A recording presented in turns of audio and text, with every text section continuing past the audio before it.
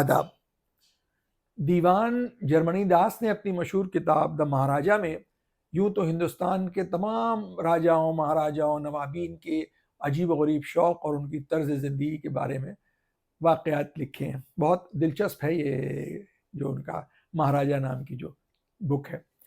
लेकिन उन्होंने लखनऊ का एक ही जगह पर तस्करा किया, वो बहुत ख़ास अंदाज में। उन्होंने कहा है कि Lucknow is the pleasure capital of India.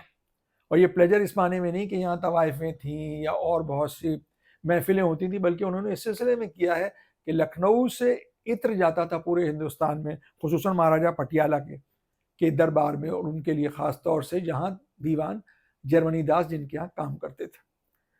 तो इससे अंदाज़ा होता है कि उस ज़माने में लखनऊ और बातों के अलावा इत्र के लिए बहुत मशहूर था।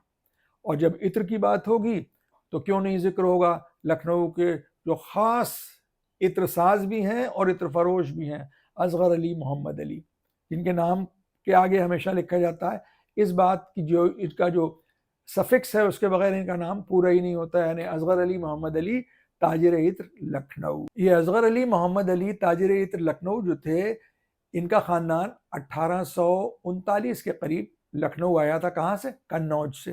कन्नौज तो 500 बरस से मशहूर है इत्र साजी के लिए, वहाँ तो इत्र बनते ही हैं, यानी खुशबू का शहर कहलाता है कन्नौज।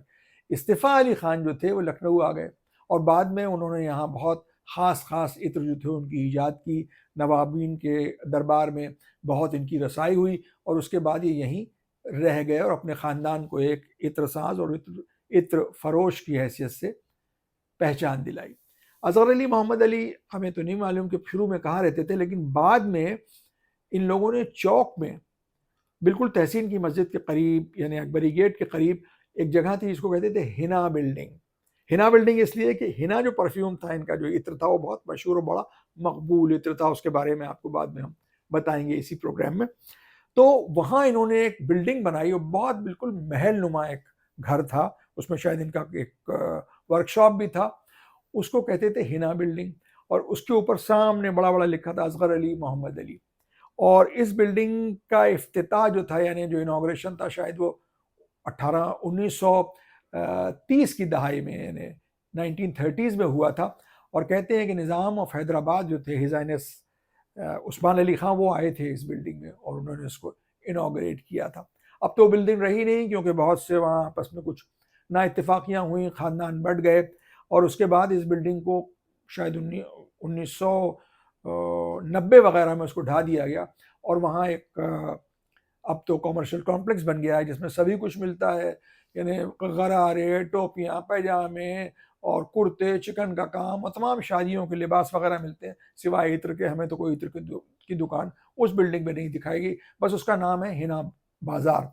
इसके पहलू में एक दुकान है बिल्कुल जहाँ रहीम की नारी है, उसके बाद एक दुकान है जो इत्र बेचते हैं और उनकी खुसूसियत यह है कि वो हर इत्र की फुरैरी जब आपको सूंघने के लिए देते हैं तो उसके साथ एक बहुत मुनासिब और बहुत खूबसूरत शेर भी सुनाते हैं। असगर अली मोहम्मद अली के यूँ तो बहुत से इत्र थे, लेकिन उसमें बहुत मशहूर था शमामतुल अंबर, मुश्क अंबर, हिना, निज़ाम सियोती, मोगरा, जन्नतुल फिरदौस और दहनुल ऊद वगैरह। लेकिन हिना इनका इत्र जो था वो बहुत ही मकबूल था और खुसूसन हिना और खस जो था, खस तो गर्मियों का है, गर्मियों में लोग लेते थे, हिना को लेते थे ईद के दौरान। मस्जिदों में लोग छोटी छोटी कलमें होती थी, कलम कहते थे, जो आज छोटी बॉटल होती है इत्र की गोल गोल, वो चपटी चपटी इनकी शीशियाँ होती थी, तो कलम कहते थे। तो वो लाई जाती थी ईद के दौरान, लोग एक दूसरे के लगाने के लिए घरों में भी और मस्जिदों में भी लाई जाती थी। इसके अलावा इनका केवड़ा और गुलाब जल बहुत मशहूर था, पूरे हिंदुस्तान में इनकी सप्लाई होती थी। अब तो और भी कंपनियां बनाने लगी हैं। असगर अली मोहम्मद अली का केवड़ा गुलाब बहुत मकबूल था और अगर पानी की सबील में उसको अगर पानी में डाल देते थे तो उसका क्या कहना साहब, दूर से पूरा इलाका महकता था। और इसकी यादगार है जब 10 मुहर्रम को शाही जुलूस हुसैनाबाद के इमाम बाड़े से काजमैन जाता था तो इनके उस घर के सामने से गुजरता था, तो इनके यहाँ एक सबील लगती थी, उसमें ऐसा केवड़े की खुशबू होती थी कि यानी इनके घर से लेकर और अकबरी दरवाज़ा तक जो था वो महकता रहता था। अब तो खैर वो जुलूस भी नहीं निकलता, ना वो सबील लगती है और वो बिल्डिंग भी नहीं रही। अब आपको बताएं कि हिना बिल्डिंग जहाँ बनी ये जगह थी क्या। मिर्ज़ा जाफ़र हुसैन साहब मरहूम जो लखनऊ के बहुत मशहूर हिस्टोरियन थे और जिनकी किताब लखनऊ के सिलसिले में है कि कदीम लखनऊ की आखिरी बहार, बहुत ही ऑथेंटिक काम है उनका और बड़े सीनियर हिस्टोरियन थे वो हमारे को महल्ले में करीब रहते थे, लिहाजा उनसे कभी हम भी बचपन से उनके आना जाना था। तो उन्होंने एक मरतबा हमसे बताया था कि ये बिल्डिंग जो थी ये उनके बुजुर्गों की थी। गदर में शायद इसको कॉन्फिस्केट कर लिया गया या पहले ही इसको ले लिया गया। और उसके बाद इसमें एक चौधराइन थी बड़ी मशहूर तवाइफ। अब वो चौधराइन ऐसी तवाइफ थी कि वो सिर्फ मुजरा नहीं होता था उनके यहाँ लोग आते थे अपने अशार की इसलाह कराने के लिए, छोटे मोटे शहर, और बड़े बड़े लोग, यूनिवर्सिटी के प्रोफेसर, बड़े बड़े वकील, दानिश्वर आते थे और रात रात भर सिर्फ इल्म अदब पर बातें होती थी। इस लेवल की तवाइफ थी वो चौधराइन। उनके बाद ये जो जगह थी ये असगर अली मोहम्मद अली के पास आ गई, इन्होंने उसमें हिना बिल्डिंग बनाई। अब ये मिर्ज़ा जाफर हुसैन साहब का हमने तस्करा किया तो आपको याद दिला दें, तो पुराने लोग, नए लोगों को याद ही नहीं होगा मिर्ज़ा जाफर हुसैन साहब कौन है, क्योंकि उनका बुनियादी काम उर्दू में है। मिर्ज़ा जाफर हुसैन साहब असल में नाना है जस्टिस इम्तियाज़ मुर्तज़ा साहब के। तो ये जो हिना बिल्डिंग का जो आराजी थी, जो बहुत बड़ा महल नुमा बाद में हिना बिल्डिंग बनी है, इसके पहले ये इन्हीं लोगों की थी। असगर अली मोहम्मद अली का जो ब्रांड नेम था वो तो ख़त्म हो गया। उसके बाद इन्हीं के ख़ानदान के कुछ और लोगों ने आज़म अली और आलम अली और आज़म अली के नाम से काम शुरू किया। शायद वो अब भी है, उसके यहाँ इत्र और क्योड़ा गुलाब वगैरह मिलता है। ये लोग सब वहाँ से तो तितर बितर हो गए, अलग अलग जगह रहने लगे। लेकिन जब ये हिना बिल्डिंग थी तब भी इसी ख़ानदान के एक फ़र्द थे अबुल कासिम साहब, जो हमारे वालिद के बहुत मिलने वालों में थे। उन्होंने एक घर बनाया था गोमती के किनारे। जब आप क्या कहते हैं उसको, मोती महल की तरफ से जब आप गोमती के लिए जाते हैं, बंधे की तरफ ऊपर जब चढ़ते हैं तो दाहिने हाथ पे मोड़ में एक बंगला बना है, उसका नाम है नदिया किनारे। वो अबुल कासिम साहब का बंगला है, असगर अली मोहम्मद अली के ख़ानदान की वो यादगार और निशान। वो बंगला आज भी है, उसका नाम है नदिया किनारे। अभी हमने इत्र हिना का जिक्र किया था। हिना यूँ तो उमूमन लोग सर्दियों के मौसम में लगाते हैं, लेकिन कुछ लोग हैं कि जो हमेशा हिना लगाते हैं। इस सिलसिले में दो नाम हमें याद आ रहे हैं। एक तो मरूमा बेगम अख्तर, वो जो थी वो इत्र लगाती थी हमेशा हिना।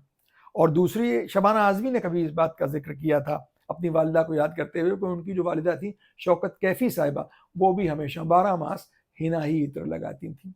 हैदराबाद की जब बात हुई कि निज़ाम हैदराबाद हिना मंजिल में आए थे, हिना बिल्डिंग में आए थे, तो हम आपको बता दें एक मरतबा हम हैदराबाद में थे तो वहाँ चार मीनार से पहले एक 2 गेट हैं जो हॉलो गेट्स हैं, सिर्फ उसमें दर बने हुए हैं, उसमें कुछ दुकानें हैं, उसमें इत्र की दुकान थी। तो जब उनसे हमने बातचीत की तो उनका लबो लहजा बिल्कुल लखनऊ वाला था। तो हमने कहा आप तो हैदराबादी नक्को हो वाले लगते नहीं हैं। तो उन्होंने कहा साहब हम लोग एक 100 सवा 100 बरस पहले से लखनऊ से आए हैं और यहाँ रहने लगे हैं और हमारा इत्र का कारोबार और सिलसिला आज भी लखनऊ से है। तो मालूम हुआ कि पिछले ज़मानों में भी यहाँ से इत्र सिर्फ पटियाला और मुल्क के और रजवाड़ों में नहीं जाता था, बल्कि निज़ाम के हैदराबाद में भी लखनऊ से ही इत्र जाया करता था। तो ये थी एक बहुत मुख्तसर सी बातचीत लखनऊ के इत्र और लखनऊ के एक नुमाइंदा इत्रसाज और इत्र फरोश घराने के सिलसिले में। उम्मीद है आज की ये पेशकश आपको पसंद आई होगी। अपने कमेंट से हमें ज़रूर नवाजें, जिस तरह आप हमेशा अपने कमेंट्स भेजते हैं। अपने दोस्तों से इस चैनल कल्चर बाज़ार को आप सब्सक्राइब करवाएं और उनसे भी कहें कि वो बेल का आइकन ज़रूर दबाएं ताकि आपको टाइमली नोटिफिकेशंस मिलते रहें। अगली मरतबा किसी नए मौजू के साथ आपसे फिर मुलाकात होगी। तब तक के लिए इजाज़त। खुदा हाफिज़। आदाब।